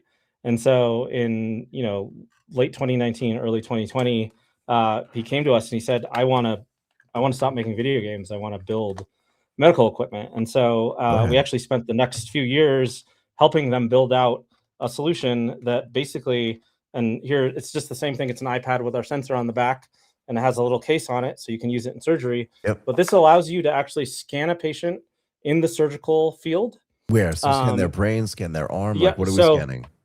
So in the US, it's heads. In Korea, they do both mastectomy surgery and they do ENT surgery. In India, they also do neurosurgery as well. So in the US, like you're a patient, before you even go into surgery, you've already had a CT or an MRI. Obviously you're going into neurosurgery. Hopefully you have some DICOM data. They just come in with this. The clinician comes in with this. And the neurosurgeon scans you while you're awake in the outside of the operating room. It takes the data that's actually from that CT or MRI. It converts that into 3D visualization of your veins, of like the anatomy inside your head. And now in real time, the clinician, the neurosurgeon, can look and plan out their neurosurgery over you while you're awake. And then they can turn it around and show you, hey, this is a 3D model of you. This is where I'm going to perform the surgery. This is what we're doing today. And so it helps both with planning. So it cuts time out of the actual surgery. It doesn't matter if you're using one of those fancy robots that Medtronic or Stryker makes or not. It cuts significant time out of the OR itself. And it helps educate the patient and show them what you're going to do while they're awake. And so these kinds of things have a pretty profound impact on our ability to deliver care to patients. That's one use case. Another use case that's been really popular. We have a lot of partners who actually build applications that allow you to scan a patient to build a custom prosthetic device. And so we're doing that everywhere from the Mayo Clinic to austere environments where Doctors Without Borders, MSF, actually treats kids who stepped on landmines and fits them for prosthetic devices. So it's all over the place, like I said. Can I interrupt you? What does that mean? So somebody has a device very similar to the one that you have there. They attach that sort of thing to their iPad. It has your sensors and all this other stuff on the back of it or on the front of it. It doesn't really matter. And they can literally like scan somebody's leg or the missing pieces or whatever, and then use that to, to build a custom prosthetic for them. Yeah, that's correct. And so why does this sound like magic? Why does this sound like magic to me? It is a little bit magic. I think we have a really big group of these beautiful developer partners. We have almost 100 developers right now who are making apps on our ecosystem who have these problems. Like they'll say, maybe I work with prosthetists. I work with orthopedic surgeons. Maybe I work with babies who need cranial helmets. I need a way to actually build those out. And the way that it used to work was you'd get this mold, it'd be really awkward, or you'd step in a foam box or something Yeah. like that. And then that would be sent off and somebody would hand make it. That workflow is moving really digital now. So instead of having all of these steps that have all this room for error, we can capture that in 3D. It takes less than a minute to scan a whole body. And that can be now instantly transferred to your manufacturer who makes that prosthetic device, or you can make it in-house, or you can 3D print it. You can create a custom socket that fits that customer. So it is a little bit like magic, but I think the technology has been around for a while. We're just applying it to a very focused space. So that's the other question is, what does the development roadmap look like for this technology? Not for nothing, but it looks kind of big and a little clunky. And Yeah. I always reference my brother because he was a neurosurgeon before he retired. Yeah. He never mentioned this to me, but I mean, he didn't mention everything to me. So that's fine as well. But it's like, what does this device look like 3 years from now or 5 years from now? How small does it get? Do you replace the iPad with just that little sensor thing that you have? And does that have communication technology in it as well? Because the iPad has its own sort of radios in it that can then send that data into databases and stuff like that. But do you eliminate the necessity for that? As you said, if you're building your own hardware and building your own software, then it can be purpose-built just for that one thing. Do you know what I mean? And if it's that specific, then the guardrails around what it can and can't do make it way more effective. What does the roadmap look like for the development of these products, not this product? Yeah.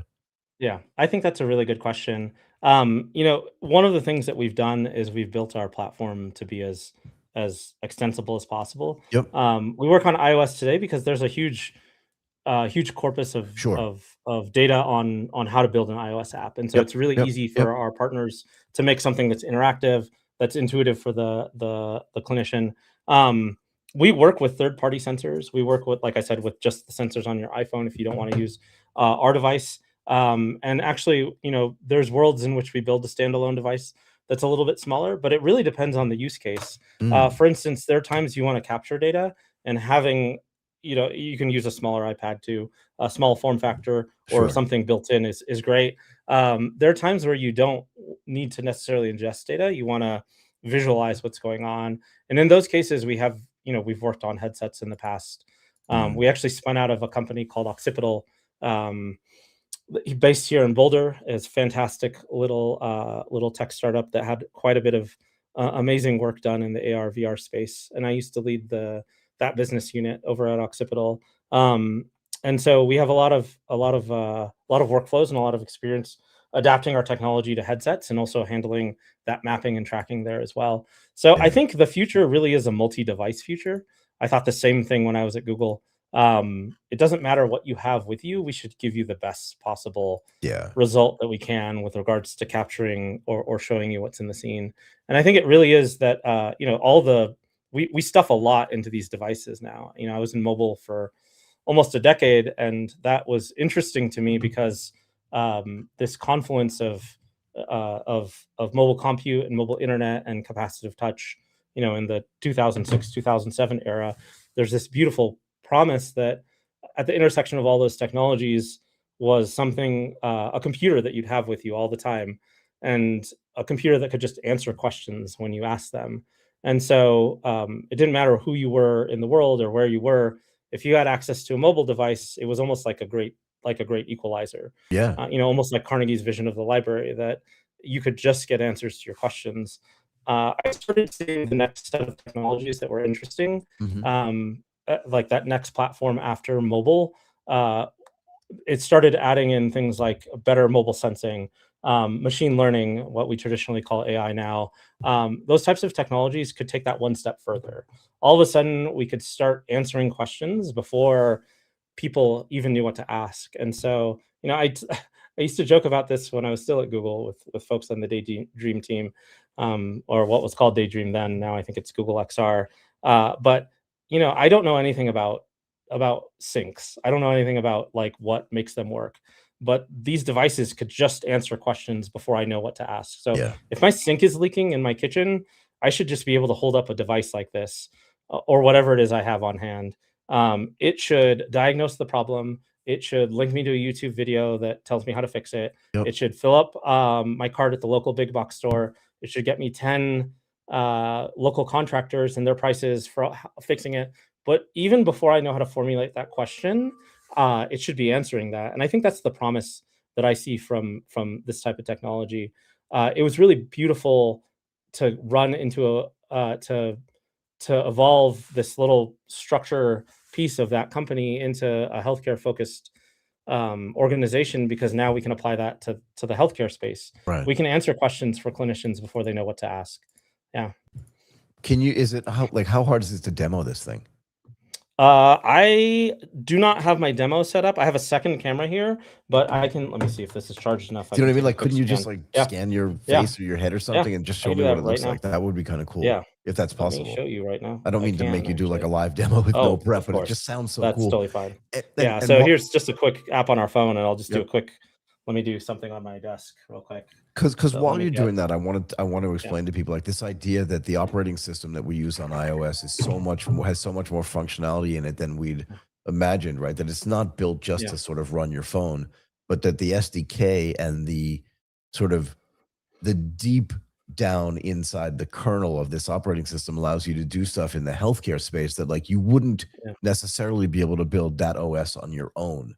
And that's kind of the answer to the question that I had before, right? Is that, like, why go out and reinvent the wheel with your own operating system rather than just like connect your device to it? I do see a world 100%. When you're ready, let me know. But I do see a world where you could have an iPad mini or even just like an iPad Pro. It doesn't matter to me. But also the device that you are connecting to it is just much smaller, right? So it doesn't feel like it's that invasive. Not that it is today, but you understand the point, yeah? So we support the mini, and actually sometimes people put our sensors on the phone itself. But for instance, here's like this is a slightly terrifying. Here's a sample head of a patient that we use for surgical planning. Here, I'll just put that down on my desk real quick. I'll take a super fast little scan. You're using the phone to scan it, not that iPad. Yeah, I'm just using my phone to scan him right here. And what kind of app is on your phone? This is just a sample app that we give all developers. Since we actually aren't an app company, we are really a platform company.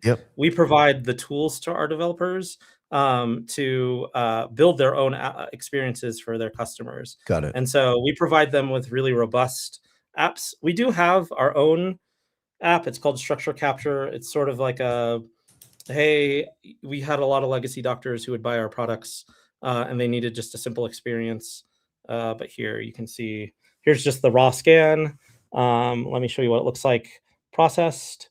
So you can see the mesh. It captured some of the data behind it just because I hadn't set up the view to actually eliminate some of those things. But there you can see I captured that really quickly. That's 3D rendering, so you could actually like take your color. I was gonna say it's actually just, and there was a super fast scan I did with my phone. So obviously we could do it with a sensor. So let me just turn that off. That's off now. So yeah, as you can see, you can capture pretty quickly. The biggest thing that we can scan, well, actually we can scan almost anything, but that you would normally do would be a human body. It takes about a minute to do a full human body with an iPad and a sensor, and it's a pretty easy process. What does data sharing look like, right? In other words, if a doctor in Boston wants to share data with a doctor in or a healthcare provider in LA, how systematically easy is that? That's a really good question. So we actually provide all of the APIs to connect into Apple's share mechanisms, but for our partners who have connections into HIPAA compliant systems, we'll do so. All of our if they want to use any of our cloud infrastructure, it's all HIPAA compliant. We use Google's HIPAA compliant messaging system, but we'll usually do a custom integration for them just to make sure that their endpoints are good and that everything's healthy there. And so, whatever their workflow is, our thought is that if we can work with how you work today, it's much easier for the clinician to pick up new technologies. And so we tend to go in and we actually do we do help our partners figure out the best way to handle that in their own workflows. We're registered with the VA. Actually, I think I took a look at the prosthetics and orthotics applications within the VA. I think something like 17 of 20 of them are built on our platform. So we're pretty prolific there.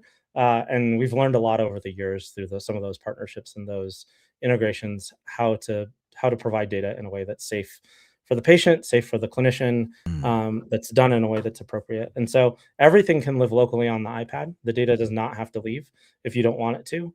We've gotten really good at optimizing for mobile environments. And so sure, if you want to have something that does an analysis and tells you like facial landmarks and things like that, we can run that either locally on device or we can do it faster in the cloud. And so we're able to make sure that we're respecting patient privacy and data is not going anywhere that it's not supposed to. I'm going to get a little technical here if you don't mind, right? Yeah. But all of, and again, just because you're using this on an iOS device. Yeah. One of the decisions that Apple made years ago when they first rolled out the iPhone was that they were going to build it on a Mac OS kernel, right? So it's a Unix kernel. I presume that that's still the same. But the other thing that they did was they also built all of their operating systems, whether it's tvOS or watchOS or iOS for their iPads and their iPhone, and there's iPhone OS, but then there's also Mac OS. They're all like purpose built for those specific devices. Apple's been really good about building operating systems for device families. Now, you'll see where this is going in a second, but they're now coming out, or they're rumored to be coming out with, although I haven't seen the device, with glasses. My presumption is that because again, instead of doing this type of thing where you're holding a thing and one hand is now not available, if you're wearing Apple glasses, which I presume are going to have their own sort of, again, tightly designed Unix kernel operating system that operates from the glasses. One of the things they probably were testing with Vision Pro was their ability to do this, but the Vision Pro is going to be phased out. The question for me is, will you build devices for the glasses that can have a different display? Because one of the benefits of the iPad, obviously, is it has its own display mechanism, this big screen, whether it's the 11-inch screen or the 12, it doesn't really matter. But with the spatial computing that could be available, or even its ability to sort of share that onto another screen, like there could be a screen up in the corner of any operating room. Are you building things for the glasses as well? So that, because again, if it has sensors in it, you can just use the glasses to scan stuff. If it only takes a minute to scan somebody's body in an operating room, you can just go like this and you're done. Like, what is the power of that potential technology? So that's a very good question. We actually have, we work with the Vision Pro today.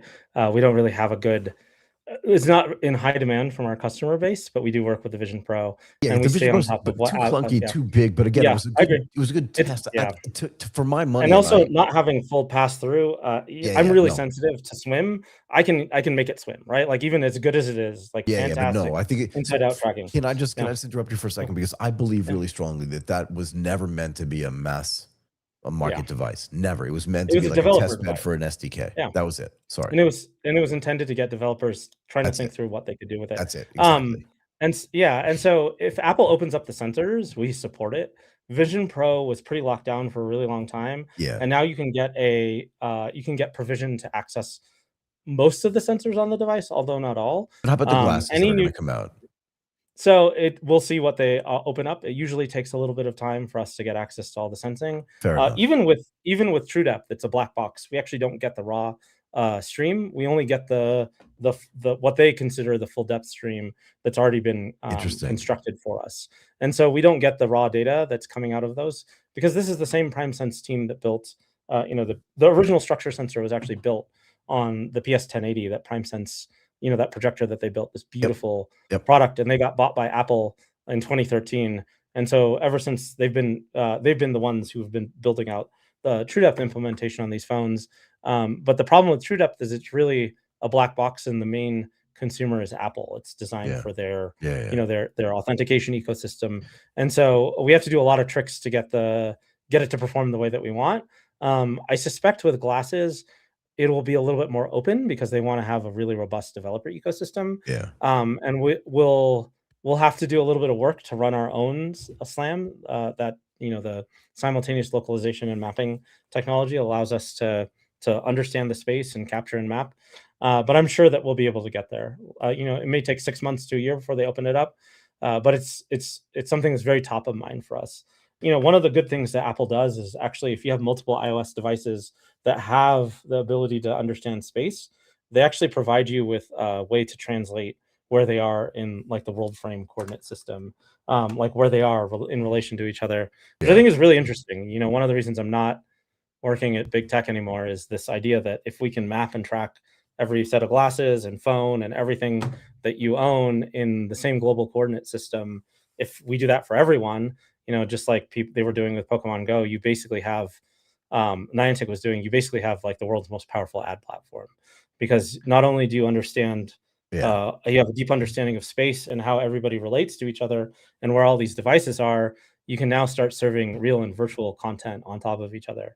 And I think there's a race amongst a lot of these companies to get there. Like the faster we can get to this next paradigm of device where we're actually capturing way more data all the time, the faster that they'll get to the point where they can start serving up that content. And so we'll support whatever we get. If this is a great device for Apple and their users to perform spatial computing tasks, and they can build out the next iteration of the advertising platform, that's great. But we can use it for healthcare providers to give them a good experience. Yeah, to be fair, I'm way less interested in what the advertising platform is going to look Yeah. like, although I do You and understand me both. the contextuality. Yeah, clearly. Otherwise, you'd still be working at Google, because they're fundamentally just an ad company, and the more contextual those ads get, the more money they make. But fair enough. I think you've made the right choice, but that's just me. I'm not your mom or your dad. I look forward to all this stuff coming out. There's so many other things that I could ask you, but I don't want to take up any more of your time. This has been like one of the most interesting conversations I've had like this entire year. The idea that you can actually map all that stuff on a device in a way that's so fast and yet so, I don't want to say intrusive because it sounds like a bad word, but like the fact that that sensor can actually look inside of you and do that kind of computing is actually super cool, particularly from a healthcare perspective. I'm surprised that more people, frankly, are not talking about this. Can I ask you another question? Just because we spend so much time talking about artificial intelligence, how much AI is actually built into the device and the scanning and the data that comes out of that, and its ability then to analyze the data? And again, we talked about data sharing, but like the more data you gather, the more scans you get, the more you can associate, like this scan looks so much like this scan. And then how much AI do you build into the software that you're building on the SDK that you have, so you can make the ability to do diagnoses? And I don't just mean medical diagnoses, but just like data diagnoses better and more efficient. No, I think that's a really good question. We're a really old school company. We've been using computer vision, both geometric and machine learning driven, for a very long time. One of the challenges we actually have now is that when we're hiring, we end up with people who have only learned how to use machine learning, which is a problem. So we do use, I hate to call it AI, we do use what people call AI now.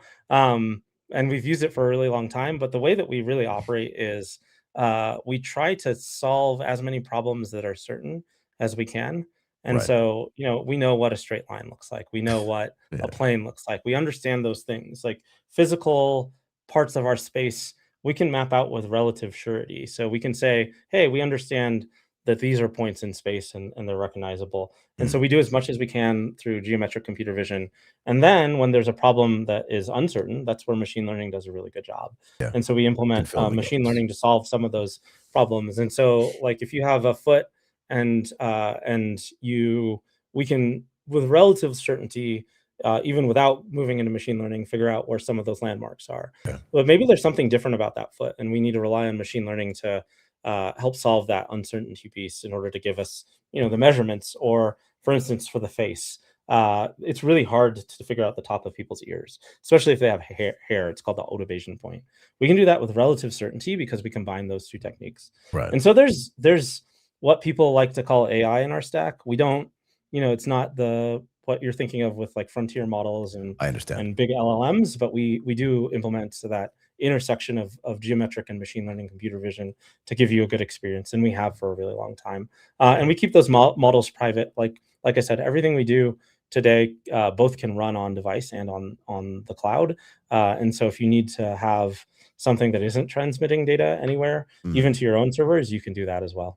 Super interesting stuff, Ravi. I'm gonna let you go. Thank you so much for spending so much extra time with us today. I really appreciate it. This was clearly I appreciate fascinating. Really. No, the pleasure's all mine. I appreciate you taking the time to sit and listen to us a little bit. I think we like to operate behind the scenes because we are a platform company. We're not the ones making the experiences that the clinicians use. We just build the technology behind it. And so it's really awesome, and it's an honor to be able to talk to you about it. Thank you so much. I think the honor is mine, actually, not yours. But anyway, thank you so much for doing this today, man. I really appreciate it. Have a wonderful day. Thank you. Thank you. Thanks. Bye-bye. Bye for now. Okay. What a great way to end today's episode of AGTP Daily. Thank you to everybody who joined us, and thank you to everybody who's watching this later after it gets posted finally on YouTube. Give us a thumbs up on today's video. All of our guests today were amazing. Subscribe to the YouTube channel. Follow us on all of our socials, on X, on Instagram, and on LinkedIn. Let us know in the comments if there is anything that you'd like us to cover, or if you have any questions for us. Again, we love getting these questions. Remember, we will be back again tomorrow at 11 a.m. Eastern Time. Thank you again to Martin, without whom none of this would happen. My name is Michael Waitz. Bye for now.